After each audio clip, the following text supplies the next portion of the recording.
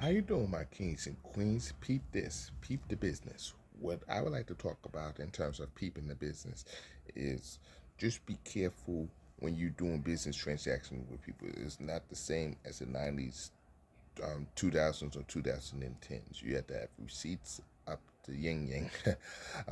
But seriously though, I'm talking I'm talking serious business. But without further ado, what I mean by that is if you're getting a used car, a used house, or even if you're getting construction work done, they're all the same. They may start out nice. The salesperson, the person who sells cars, a person who sells house, realtors, notary, or construction worker, they sell you their business. That they're selling you their service. They're selling you their product. They want to make a profit off of you, so they can be as nice as they want. Don't trust anybody's niceness because they may, for example, a construction worker, they may do a couple free stuff around the house, or a contractor might do a few free um, quick fixes around the house, fixing the handle off the sink, fixing the hose to your home. But um, they realize they can make a profit off of you down the line. They're not gonna do this forever. They may just do so to win you over, to win your trust, to win um, your poor. Um, that's just how it works. But the thing I'm just telling you is to do your diligence. You understand? Especially if you're getting a car. I recommend that you get your car, a used car especially, do so um, early, not early in the morning, but maybe after, in the afternoon time. If you do so after work, that's where they tie you down. That's what they get paid to do, to tie you down. Actually, to say more questions. They may talk about paperwork for 4 or 5 hours, where you get too tired to look at the car. So that's why make sure you get good night's rest. You eat something to be energized. Just don't sign things to get out the way, because then that's where they have you to. And don't trust them to it. They said that's in the paperwork. You ask them to email you the paperwork. If they said they're going to send you the paperwork, it's similar to a person said that they pay you when they get their taxes, or they get their refund during tax season. So they'll just accept what they're saying about them sending you the paperwork to the car. And even if it's a USB, that's okay. But you want them to either print you out a copy of the paperwork, or they send you a copy of the paperwork via email. You understand? Don't expect anything less. And with car sales persons, uh, they really don't accept cash anymore. You know why? They accept debit cards and credit cards, because that's how they make interest, they make profits off of you. Because with cash, cash could go so far to them in their eyes. You pay them $20, $20,000 of cash, and then you be finished with them. But see, they want you to pay them down payments in installments. So it's 20. So with the credit card and debit card, with $20,000, they could turn it into 30 or $35,000. So they make an extra $10 or $15,000 with you using the debit card or credit card. With the cash, it's just the $20,000. See the difference? That's why it's important to know these things, know what you sign up for, know what you're getting yourself into. And if you have to spend 2 days looking at the car, maybe the first part of day one to day two, then so be it. And another thing too is look at the mileage too. That's really important when you get a used car. Uh, if it says $60,000, 60,000 miles, make sure it says 60,000 miles. If it says 61,000 miles, you say, what happened to the 1,000 mile that was promised to me? Then you could see if you could use this to fix this. You can see if you can use that discrepancies, that $1,000 mile discrepancy to your advantage. Maybe they could use it to fix a bumper, or they could fix the side of the door that's jammed or scratched.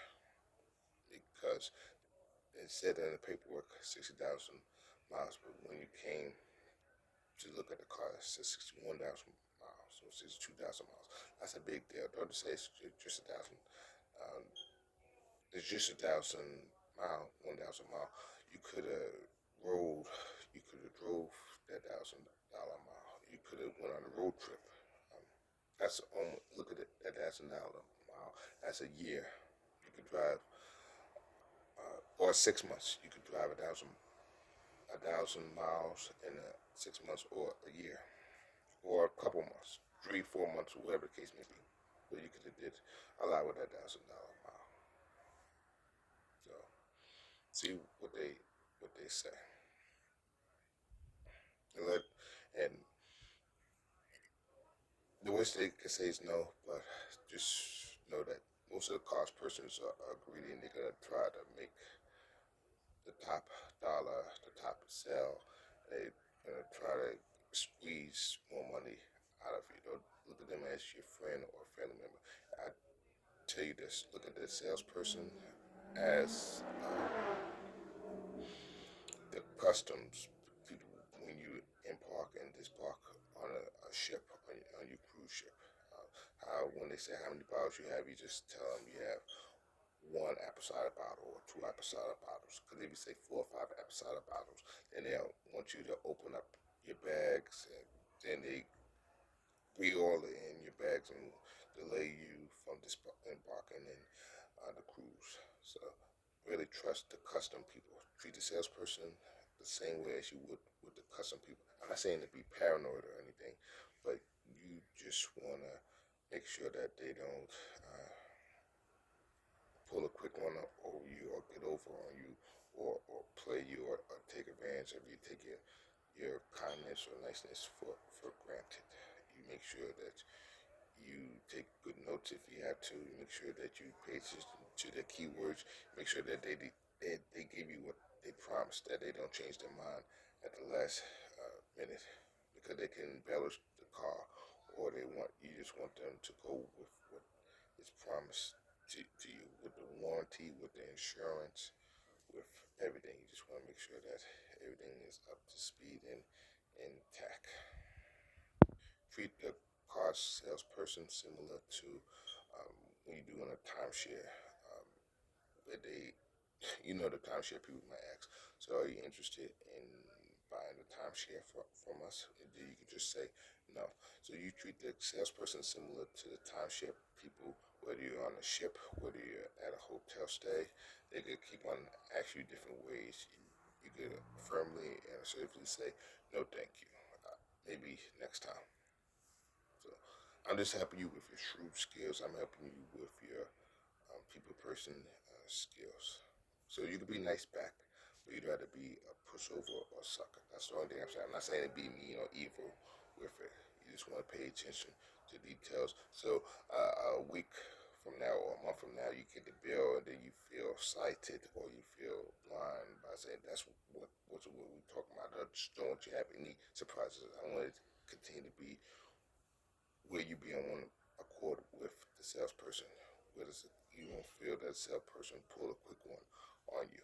I say this is what we discuss with these hidden fees, with these hidden bills, with these hidden payments. You understand? So that's why I'm coming at you at this angle. So once again, treat the car salesperson as similar as a realtor, a notary, contractor, a person doing timeshare, the custom people when you're disembarking your vacation, the security people when you bring your bags through the security, whatever the case may be. They all are similar. Still be nice, still be respectful, but still be assertive, be shrewd with your senses. So, in other words, people be gullible or naive and and make them tell you what you want to hear, but then it's not the way it is. And if it's something that you don't understand, don't be afraid of asking the question more than once, more than twice. Don't care if they get upset, don't care if they get frustrated. You just have to know because you're giving them your money and you giving them the business, you're giving them thousands of dollars of your money. This doesn't come cheap. This isn't free. You work your hard on money for your car, for your home, for your vacation, for your life. Yes, in other words, what I'm just saying is not to sign your life away for nobody for a smile. Don't trust a smile. Don't trust a joke. Don't trust a smile. Don't trust a friendly phrase. But just as they being shrewd, you be shrewd back to them. So they can be nice and shrewd, but you be nice and shrewd back to them. That's the only thing that I'm saying. So just like they're gonna use their wits, you use your wits as well. That's the only thing I'm just saying. Only thing I'm just saying is just to protect your investment. I don't want you to end up with the person saying, "I didn't say that." When you, especially after you sign on the dotted line, you rather them say, "I didn't say that" before you sign, not after you sign, because then the damage is done. Then you can't say, "Well, I changed my mind," because it's too late. So that's why you want to get all the confusion before you sign the dotted line, not afterwards. And if they want you to sign something, you can say, "I'll sign it later on." Similar to you taking the paperwork and say you have to sign that. If anybody tell you have to sign now, don't sign it. It's similar to when people say it's okay, but it's not okay. Whether it's your supervisor, whether it's anybody over you. Just like don't trust a person when they say it's okay. Don't trust an okay. Similar to that could be a salesperson, that could be a contractor, that could be an HVAC person when they say it's okay. Don't worry about it. You just be cognizant and keep an eye on if a person says okay or don't worry about it because they may bring it up down the line, especially after you sign. And what you could do too is, if you want to, you can record a car sale, or you record a closing when you are about to get a property or get a new home. You can record, so because that could be your secondary paperwork, and especially if the cars people said they're gonna send you the paperwork, but they haven't sent it a month or two later on. You can record and save it for future references. You never know when you might need the recording. You can say, "Is it okay if I can record you?" Or maybe not like that, but "Is it okay if I can record for uh, quality purposes? Is it okay if I can record um, you selling the car to me?" I just want to say this as a special memory. Make it fun. Uh, I know it sounds as if you're being sneaky, but you just never know when you might need this reference.